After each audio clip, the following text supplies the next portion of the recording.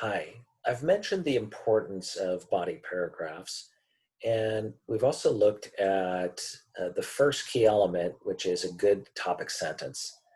Today, I want to talk about the next two important elements of body paragraphs, which is staying focused on one main point and being well developed with plenty of specific supporting details.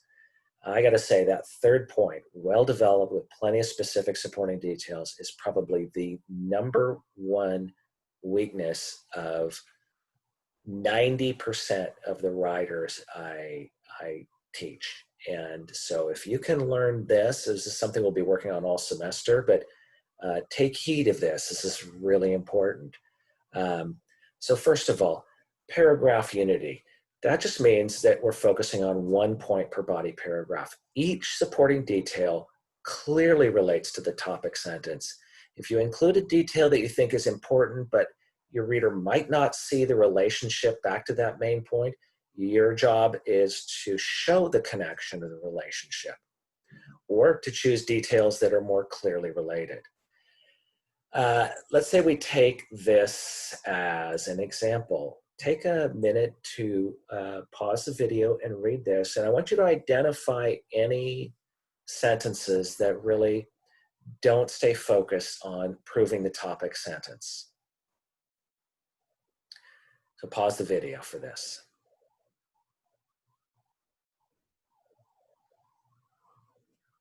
So your topic sentences, we can take several steps to keep our homes safe from robbery. So that should be the focus. So these sentences, they're the ones frequently advertised on television. And of course, this practice will use up some expensive electricity. Neither of those sentences really shows us how to keep our homes safe. They're irrelevant. They should be crossed out. We should eliminate those sentences. Now try it again. Pause the video and identify what really should be eliminated. Oops, I gave you the answer already. Well, there's the answer for you. You can see, go ahead and pause the video and read through this.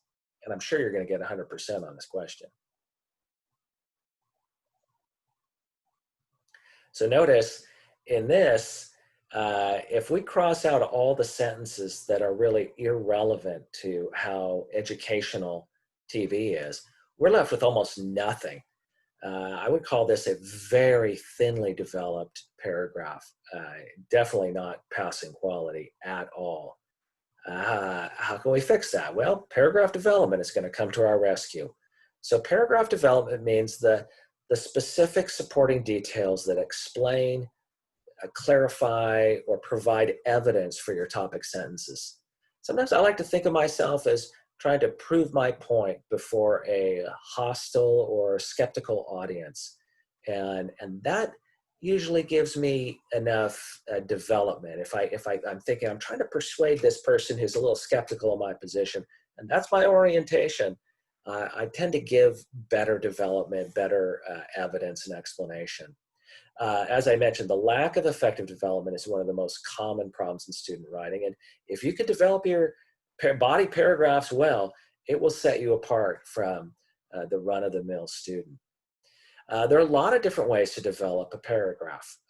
Illustration or examples is probably the most common.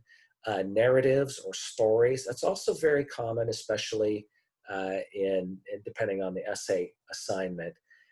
Description, showing a process, comparison and contrast, showing cause and effect, or classification, dividing things up into different kinds of something, defining something, evaluating something, like saying whether something is good or bad, giving reasons why something is true. Reasons are really important also. Other things you might include statistics, or sometimes you use research studies. We're going to get to using research later in the essay. In the semester, we're going to really focus a lot on your research. But for starters, this will get you a long ways, just using some of these. Let me give you some examples. Let's say I have this topic sentence here. Let me get my face out of the way here from you. Oh, there we go. To deal with challenges, you have to be hardworking. There's my topic sentence. You can give an example. So take a second to pause the video and read the example.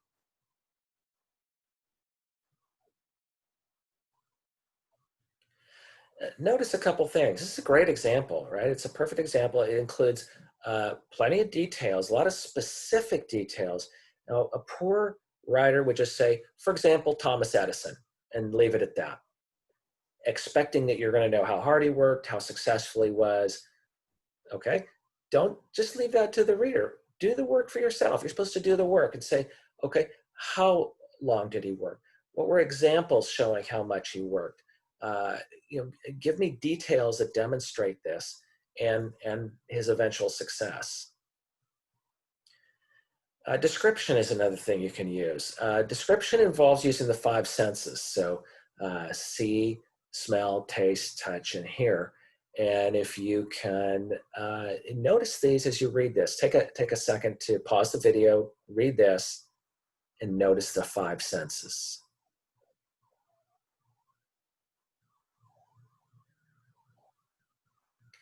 All right, so a lot of these, you can feel the throbbing of the back. You can feel or see the chapped hands. You can see the sweat rolling down the forehead and the muscles bulge. So that creates a vivid picture. What that does is create a very vivid picture of how hardworking she was.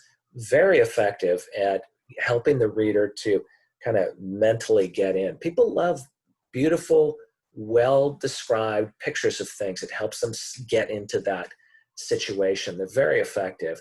Now, notice I didn't use all the five senses. I didn't taste how hard my mother worked, right? That wasn't relevant, right? But you use whatever senses will help you create a good picture. A narrative. Take a minute to read this narrative, pause the video, and notice this.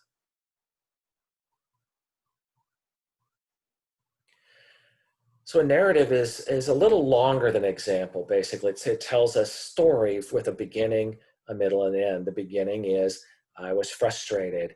The middle is, my friend talked to me. And then the end is the results, okay? So this is a good little story. It illustrates the point.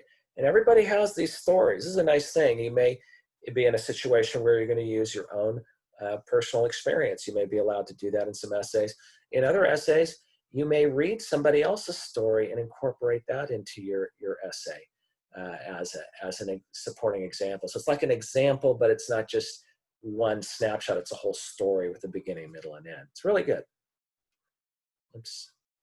Comparison contrast can be useful. This is showing a similarity or difference. Take a couple seconds to read this. Again, notice this supports the topic sentence, and it's just a very brief little comparison. Some comparisons and contrasts go on longer, sometimes a whole paragraph, sometimes a whole essay. Explaining why, showing the cause, or showing the result, or both, can be very effective. I definitely recommend using this a lot. Take a minute to read this one.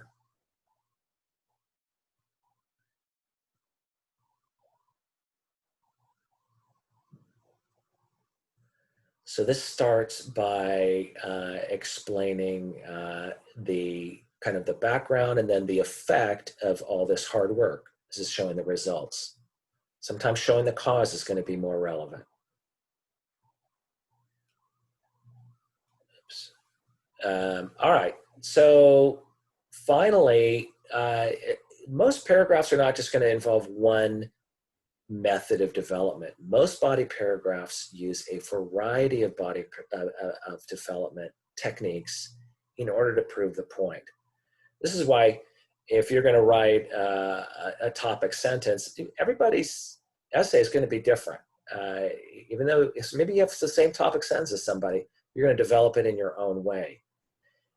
Take a minute to read this. And as you read this, I want you to focus on this. I want you to focus on what technique is the writer using? Is it example, story, description, those kinds of things? So pause the video and notice what techniques the writer is using here.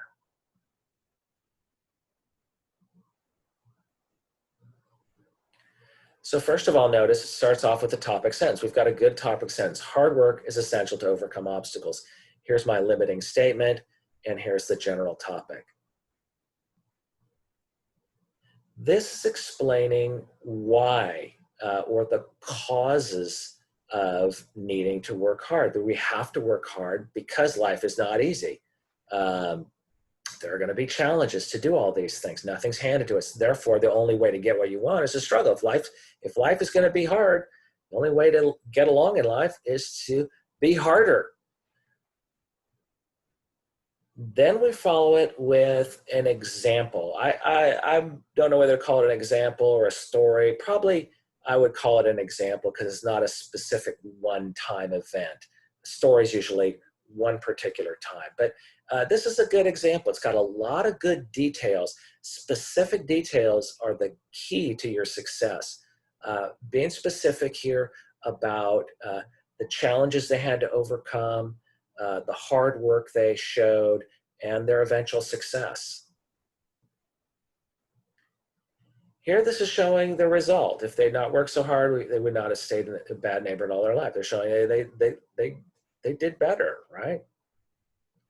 Then we get a contrast. Oh, lazy cousin Billy. We all have a cousin, lazy cousin Bill in our family, don't we? And again, notice the vivid details here. So a lot of times you can use multiple techniques.